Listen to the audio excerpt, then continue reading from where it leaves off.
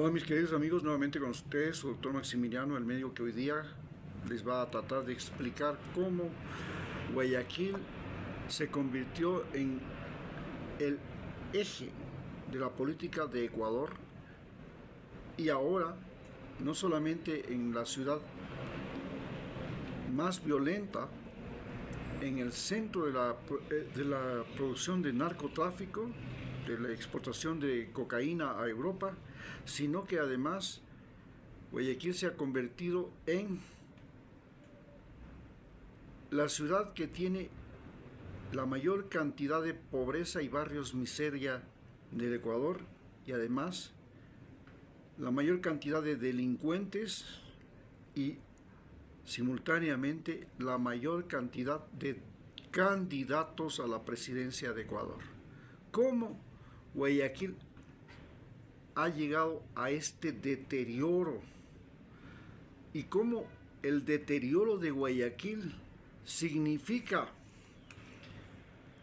no solamente la violencia que ahora vive el país, sino además significa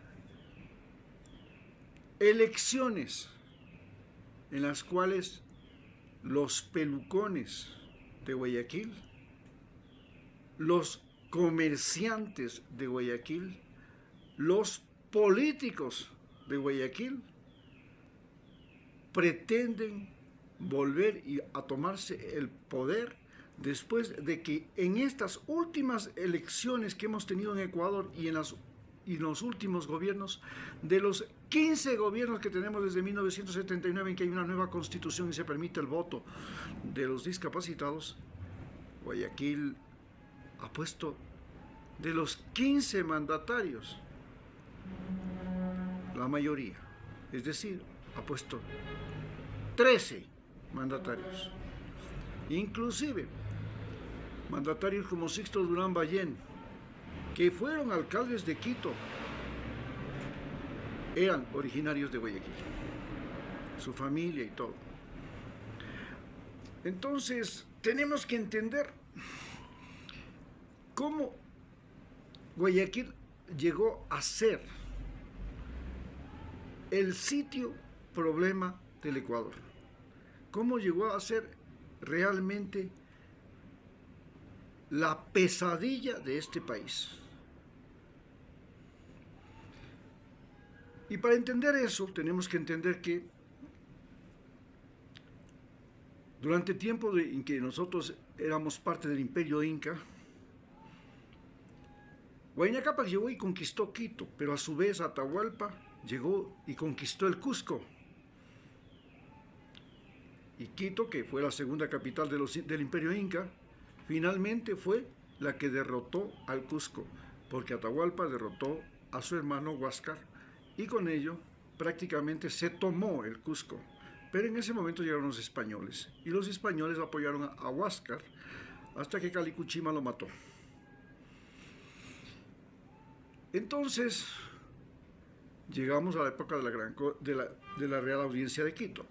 En la Real Audiencia de Quito, Quito, que es la capital de la Real Audiencia, se convierte en el centro de esta Real Audiencia, que era un territorio más grande incluso que el territorio de los incas. Los incas tenían un territorio que era 5.000 kilómetros de largo, pero fundamentalmente era un territorio andino y costero. En cambio, Ecuador tenía un territorio de 5.000 kilómetros también, solo en lo que corresponde al curso del río Amazonas, más los 200 y en algunas partes 300 kilómetros que hay adicionales entre los Andes y la sierra. Entonces hablamos de unos 5.200 kilómetros de largo de la Real Audiencia de Quito, porque empezaba en Popayán, luego venía Cali, Buga, Nariño, Pasto, Tumaco, pasaba por todos estos puertos hasta llegar a Paita, Piura, Moyobamba, Motilones en el Perú y avanzar por las dos orillas del río Amazonas hasta Belém en Brasil. Y perdió Belém cuando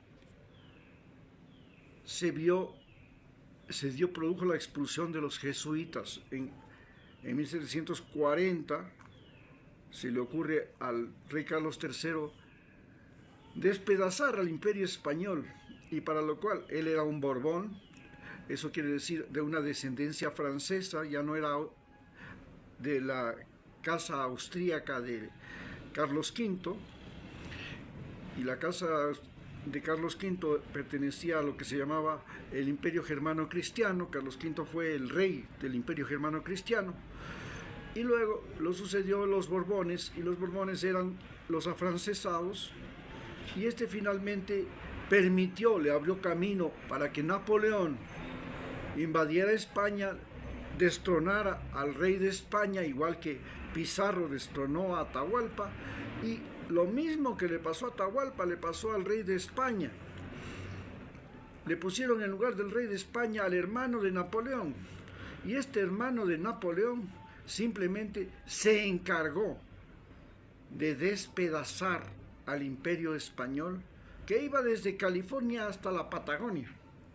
Y entonces el imperio español terminó siendo 18 países que somos ahora, y los que nos matamos entre nosotros mismos. Esto se produjo gracias a que, a más de que el imperio español francés le destroza al imperio español con la derrota del rey de España frente a Napoleón, a su vez los franceses y los españoles son derrotados en Trafalgar por el almirante Nelson de Inglaterra, y más tarde los franceses y Napoleón son derrotados por Wellington, y los ingleses se convierten en la gran potencia mundial. A su vez, los ingleses, para poder apropiarse del imperio español, no lo hacen eso con el imperio portugués. ¿Por qué no lo hacen eso con el imperio portugués? Porque el rey de Portugal, en lugar de quedarse como el rey de España a que le caiga a Napoleón, se vino corriendo a Brasil y creó un reino independiente de Portugal, que era el reino de Brasil, y le dio el mismo rey de Portugal la independencia a Brasil, e impidió que Brasil terminara fracturado como terminó el imperio español.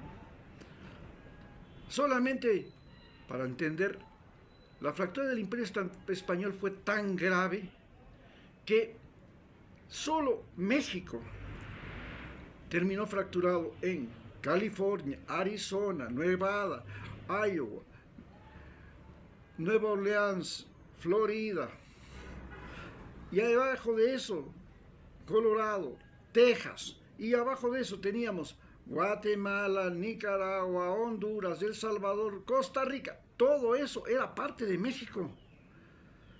En tanto que el imperio, nosotros éramos originalmente hasta 1718 parte del Virreinato de Lima.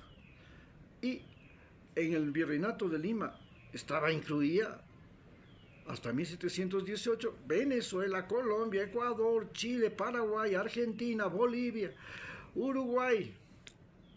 Todo eso era Lima. Y después se crean los virreinatos de Santa Fe de Bogotá y el de Buenos Aires, o Río de la Plata. Pero en este relajo surge la Real Audiencia de Quito. Y la Real Audiencia de Quito tenía su sede en Quito. Y Quito era el centro de operaciones de los jesuitas. Los jesuitas eran la congregación española que pasó a ser la columna vertebral del imperio español, porque no solamente tenía territorio de misiones en Paraguay, en el Chaco, en toda esta parte de Bolivia, también tenía territorio de misiones en la Amazonía, y tenía territorio de misiones en la parte de México, donde está Estados Unidos ahora, Nuevo México, California, Arizona, Nevada, Texas. Todo eso era parte del territorio de misiones y era controlado por los jesuitas. Los jesuitas son expulsados por el rey en 1740, y entonces Portugal, que en ese momento era el dueño de lo que es ahora Brasil, invade el territorio de español y le quita la salida al reino, a la Real Audiencia de Quito, la salida al Atlántico. Entonces, Quito era en ese momento el centro de operaciones de España en los Andes septentrionales. Entonces, Quito era lo más importante. Cuando llega la independencia, Guayaquil pasa a ser lo más importante. ¿Por qué? Porque Simón Bolívar necesita un puerto en el Pacífico, no lo tiene. Y claro, Guayaquil se convirtió en el principal puerto de España en el Pacífico Sur, de Sudamérica, porque no solamente era puerto, era también astillero. Y como era puerto y astillero, ahí se construían embarcaciones. ¿Por qué no había astilleros más al sur? Porque más al sur no había madera. Y las mejores maderas tropicales estaban a lo largo del río Guayas. Entonces Guayaquil se convierte en un puerto y un astillero naval, una fábrica de barcos. Esto es lo que le hace a Guayaquil importante, pero Guayaquil adquiere mucha más importancia en el siglo XX. Y es desde ese momento en que Guayaquil se comienza a apropiar de los gobiernos del Ecuador. ¿Por qué Guayaquil se convierte en algo más importante en el siglo XX? Porque Guayaquil se convierte en el puerto más cercano al Canal de Panamá, que fue construido por Estados Unidos. Y entonces Estados Unidos penetra en Guayaquil y usa a Guayaquil y al puerto de Guayaquil como puerto importante de embarcaciones desde Sudamérica hasta el Canal de Panamá. Las embarcaciones que venían de Chile y de Perú en Guayaquil se abastecían y transportaban mercancías, pero además, cuando ya llegó el transporte motorizado, mecanizado en Guayaquil, se cargaban de combustible para llegar hasta el Canal de Panamá y cruzar al Atlántico. Esto es lo que lo hizo tan importante a Guayaquil. Tan importante fue que Estados Unidos envió una misión llamada Misión Rockefeller para sanear el puerto de Guayaquil con el famoso Isidoro Noguchi, el científico japonés, y combatió la fiebre amarilla y la malaria, que eran la